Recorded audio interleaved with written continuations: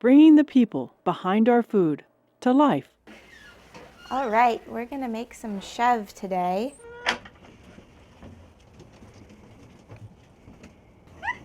Silly chicken. She really gets right to it. Foamy, yummy. Let's take our precious milk back inside. She still looks like she's getting a quart and a half, about. I just milked my goat darling this morning. So I have some fresh raw goat milk. This milk is actually from last night's milking, and then this is from this morning. So altogether, we have about 3/4 of a gallon of fresh goat's milk. And if you're making this at home, there are a few places you can get raw goat's milk or pasteurized goat's milk. And you can also do the same recipe with cow's milk and get an interesting soft cheese. So the first step in the process is to warm the milk to the temperature that the microorganisms, the powdered culture, likes, and it's their little microenvironment. So for this particular recipe, that's 86 degrees Fahrenheit. So I'm going to add my milk, which is pretty cold. It's fridge temperature right now. I'm gonna pour the milk into my heavy bottomed pot here. Looks delicious.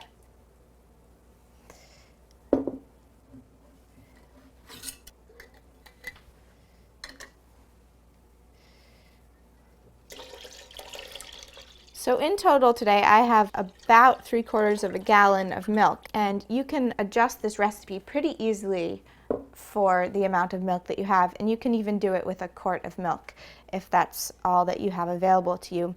It still makes a good amount of cheese. All right, so I'm gonna turn my stove on here. I have another pot on the stove with about a 1/2 inch of water in it. It's creating a little makeshift double boiler. So I want to heat my milk very slowly and consistently so that all parts are getting heated equally. That makes for the best consistency of chèvre in the end, the smoothest texture. So I'm just going to place this right here. It's a little bit wobbly, but it should be fine. And then I have one of these nifty little cheese thermometers. I just got this from the New England Cheese Supply Company, and they have all sorts of awesome products you can order online for making cheese, but you can probably find them other places too. So just set that in there, and we're looking for 86 degrees. I'm gonna just, to help my milk heat up evenly and consistently, use this metal spoon to keep stirring the milk as we go. And this could take 10 minutes or so, depending on how much milk you have, and you don't want to rush it. We've reached the 86 degrees. This looks great. So we're gonna lift the pot out of the water and get ready to add the cultures in. All right, so we've got our milk at 86 degrees, feeling very warm. And now the most important part is having the correct culture. So there are 2 types of cultures that you can buy to make this chèvre. One actually says chèvre on it, and it comes with everything you need to make the goat cheese. But it's never quite worked as well for me as buying what's called a mesophilic culture and then adding also a liquid rennet. The chèvre culture has the rennet in a powdered form already included, and for me it never gives quite the right texture. It's a little too gelatinous. I'm going to go ahead and show you how to do it how I normally do, which is with the mesophilic culture. So you can buy this in bulk in a big bag from different cheese making companies, or usually if you are going to find it at like a fermentation store, it comes in these little packets. So each little packet inside of here sets, which means coagulates or makes curd out of 2 gallons of milk. And so I am only going to use a little less than 1/4 teaspoon of the powder of the cultures in here, all the bacteria. They're mostly lactobacillus bacteria. So I'm going to go ahead and cut this open. And I need about 1/4 teaspoon for a gallon, and so we said we had 3/4 of a gallon, so I'm going to use a little less than that. And it really doesn't make too much of a difference. You might have a more tart cheese, but I found that between less than 1/4 to 1/2 teaspoon of the culture with varying amounts from a half gallon to a gallon of milk makes a pretty similar product. So it is a big deal, and it's also not a big deal. So there you can see it's just a innocent looking white powder, but these are soon to be full of life as they eat the milk sugar, the lactose, and turn it into lactic acid, which is what makes the rennet react with the acidity that the bacteria create, and then coagulates the milk solids, the proteins and the fats, and separates that from the water and some of the sugars and some of the smaller proteins in the whey. So I'm going to just sprinkle this on the surface of my milk here, and I kind of want to spread it evenly all over the surface, and then I'm going to let it do something called hydrate. So I'm going to let the liquid milk combine with the powder and just let it soak up the dry powder. I usually do that for between like 30 seconds if I'm in a rush, or 5 minutes or so if I'm have the time. So now we are ready to mix the culture in with the milk. So it's been sitting on the surface hydrating for about 3 minutes now. So I'm going to take a nice spoon that I can fit in the pot, and I'm not going to splash around in here. I want the culture to be evenly combined with the milk. So I'm going to actually just slip my spoon under the surface of the milk, and then with a downward and upward, just evenly drawing the culture down into the milk. I'm going to do that all over until I feel like I've evenly combined my culture. All right, so the next step is to add the liquid animal rennet. So you can add liquid animal or vegetable rennet. Rennet contains an enzyme called renin, which will break down some of the protein walls and contribute to that curd and whey effect that I was talking about before. So separating all those milk solids, the proteins and the fats, from the water and some of the sugars and some of the smaller proteins. So for this recipe, if you have liquid animal rennet, you're going to add 1 drop. I think it's the same for the vegetable. I haven't been using that lately. I find the animal rennet to be way more effective in terms of creating a consistent, good texture in the cheese. So you want to be really careful about the amount of rennet you add. So there's 1 drop, and then I'm going to stir that into 1 tablespoon of unchlorinated water. So you want to be really careful about that. Always adding unchlorinated water, because you don't want anything that will kill any of the microbial cultures or mess up the action of the rennet. So that's all thoroughly combined, and then I am going to just pour the water and the rennet drop all in there. And if you have less milk, and this is a very important part, so if you only had a quart of milk, you can't really add less than a drop of rennet. So that means you would add less of the water. Once you'd combined the rennet and the water, you would only add a little more than 1/4 of the water with the mixed rennet, so it's diluted. So you can just do your math that way. So I'm going to add all of it, and then I'm immediately going to grab my spoon again, and this is kind of have to be quick about this part. You still want to combine nice and slowly and evenly, but you want to really make sure you're mixing the milk. So it's more of a back and forth, up and down. You don't want to get it too agitated, because you want the milk to be able to stop still once you're done combining it pretty quickly. So I don't want to be too aggressive, but I'm going to combine that until I feel it's been adequately combined. And this is very important that the rennet is dispersed throughout, because you want there to be an even firming, an even curd formation. All right, so that seems about good. And usually to stop the milk, I do a little cut one way and then cut the other way. And it usually stops any rotation or too much mixing motion in the milk. And then I am going to set this aside somewhere around 72 degrees is usually good. A little less or a little more is okay. I'm going to cover it, leave it for 12 hours somewhere where it won't be disturbed, and then come back and do the next step. Okay, so 12 hours later, we have our curds and whey. This is actually a different batch, so it's in a different bowl, but we're going to see the same thing. So the whey is now separate it out, and you can see that's the liquid on top. It's sort of a clear green color. That's what we want. That means that we've had a very successful separation. Sometimes the whey will be cloudy, and that means that all the good milk solids didn't quite get coagulated. So the way that I've set it up today, which is a very easy system for straining your curds from your whey, is to have just a bowl, or it could be a pot, with some sort of strainer in it. This is just a pretty generic pasta strainer. You could also just get a plastic strainer, anything that you have that has holes in it that the whey can drip out of, and that can also hold the form of your cheesecloth while you're scooping your curds in. So this is actually called butter muslin, and it's a little bit finer mesh than a cheesecloth. If you do use normal cheesecloth, which is the easiest to find, you will want to double it over or even triple it. So this is a little more convenient because you don't have to do that, but it's a little harder to find. So I just place my cheesecloth, center it over my colander here, and I'm just going to push it down in there. And this is cheesecloth that I've used a few times, but I added a little bit of dilute bleach to it and then let it soak and then washed it, or you can boil it to sanitize. All right, and so I'm just taking a little measuring spoon, and you want to be very delicate with your curd. So that's sort of a thing cheesemakers often talk about, is being really gentle with the curd.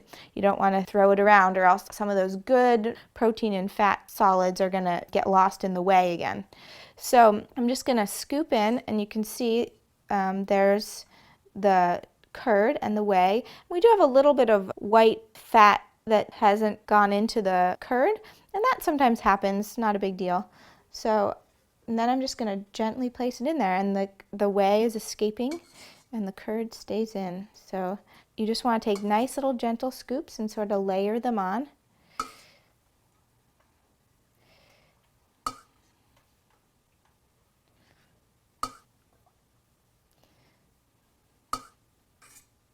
And one other way of doing this, which I found to be very convenient, is to use a plastic mold. It's called a ricotta mold, but I found it to be very helpful for Chèvre and less cleanup.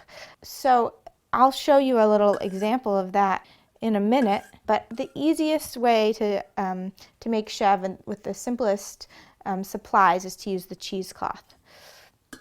I've got most of my whey out of here already. This is looking like a really good batch. The rennet and culture did a great job. It looks like it was all evenly combined. All right, we're done with putting the curds and the whey into the cheesecloth. I'm just going to let that sit for a little bit in here and drain for a minute. And I'm going to show you the other method that I was talking about. I did exactly the same thing with another batch of cheese, and instead of scooping it into the cheesecloth, I just scooped it into this really simple plastic ricotta mold, which is really easy to wash and use again. And this has been draining for 12 hours. This is ready to take out and salt and eat. But that's just a tricky little system, and I just have that set up on a little bowl inside of a bowl so the whey will drain down through there. All right, so the next step, I'm just going to take 2 corners of my cheesecloth and bring them together and just keep that nice and lifted, and then take the other 2 corners .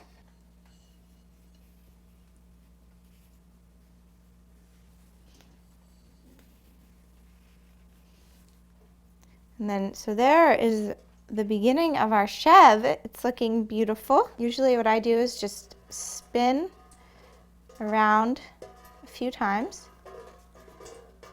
And you can see that's expelling a lot of the whey. You don't want to squeeze it out. You want this to be a very gentle process. So I wouldn't want to squish my curd at all. We would lose a lot of the product that we want in the end. So I'm just going to tie a little knot in here. You could also use a rubber band if that's easier. See if I can get all my corners out. That's looking good. So I'm just going to have that tied down on there. And then what I like to do, so I can kind of keep the cheese just doing its thing out of the way, is I get my biggest soup pot and I just tie the top of the cheesecloth to a wooden spoon and hang it over my big pot, and then all the whey just drips down into that pot, and then I usually let it sit around 12 hours. I just take it out and have my finished chèvre, and then can salt it or add herbs or whatever I want. Another way is to hang this over your sink if you're not going to use your sink for 12 hours, maybe overnight. If you did it in the evening, or you could hang it off of a cabinet with a bowl underneath, whatever's convenient for you. So I'm going to go ahead and bring this into my pot here, and then just taking those two ends of cloth, I'm going to bring them under the spoon and just tie them off.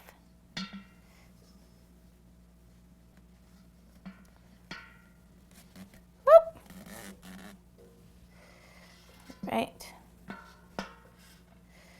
So that's nice and tight there. Tie it off again. And then that's just going to sit there for 12 hours, and then I'm going to come back and check on it. Sometimes it takes a little more time than that, depending on how much rennet you had added and how soft your cheese is. With this cheese, we had a pretty good thick curd, so I'm thinking maybe even in 6 to 8 hours, this would be the consistency of chèvre that you would get in a store and ready to eat. We'll see. So just so you can see how much whey already came out of our cheese while we were letting it sit in the colander, you can take a look there, and it's a little bit cloudy, not completely clear, which would be ideal, but that looks pretty good. And whey you can use for so many interesting things. It's a very good thing to have in your home kitchen. You can soak grains in it to make them more digestible. You can use it to add to your sauerkraut or other fermented vegetables to help the process go along. You can use it as like an electrolyte in like a homemade Gatorade. You can feed it back to your goats. They love it, and so do our chickens. It has very high mineral content. You can also use whey to make ricotta. So it is not a waste product. It is very essential to my home kitchen. So I think you're gonna find that you can have some fun with whey. All right, so it's been about 12 hours since we put our cheese in the cheesecloth and had it hanging. So let's check and see if it's ready. I'm gonna just place it into a bowl here and untie the cheesecloth. It's looking pretty solid, and there were no more drips of whey coming out, so that's a good sign. You really want to leave it until it's not dripping anymore. All right. Oh yeah, this is looking really beautiful. You can see that it's looking pretty solid there. So I'll just dump it into the bowl, and then remember you're gonna soak your cheesecloth and then wash it. So soak it in vinegar or a little bleach. And then the next phase, if you're gonna freeze it, if you don't think you're gonna use it right away, you're gonna just put it in the freezer without salting. So you can put it in a Tupperware or in a freezer bag. It really retains its consistency. So when you unfreeze it, it's pretty good, as long as you don't add the salt first. And so I'm just gonna mush this up a little with my fingers, see how it's feeling. Yeah, pretty nice, not too many chunks or anything. And then I'm just gonna take a little of this sea salt and sprinkle it on. I'm using about half a teaspoon for this amount. You wanna use non-iodized salt. And I'm gonna mush it up a little more. This is a little bit wetter than I would normally leave it. I think I would probably let it sit a little bit more. But it's fine, it doesn't really matter. It's just more a matter of preference. So this is pretty sticky, you can see. So if you were taking it to a party or something, you could make little logs. It's pretty easy to work with.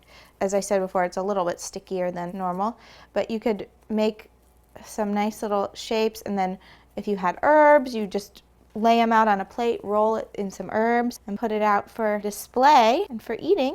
One thing, if you did it in a mold like I showed earlier, you would, after it drained for 12 hours, you would just flip the mold onto a plate and salt the entire surface of the mold evenly. So you don't need to break it apart and add salt to the whole thing. The salt will soak in, and miraculously the whole cheese will taste salty somehow. So yeah, I think I'm gonna save the rest of this in the fridge. So I would just pack it in to my Tupperware here. And it stays good in the fridge for a long time, as long as you have used high quality milk and kept all your utensils and containers and everything sanitized. Cheese and goat milk really pick up the odors and flavors of what's around them, so you want to just make sure that it's in an airtight container. If you have other aromatic things in your fridge, it'll definitely take on the flavor of those. So you want to make sure you've got a nice sealing Tupperware and not just leave it out in the open. So now comes my favorite part, which is eating the cheese. I make this cheese about once a week or more, so it's kind of a staple in my diet. So I just have some little bread slices here. See how it turned out.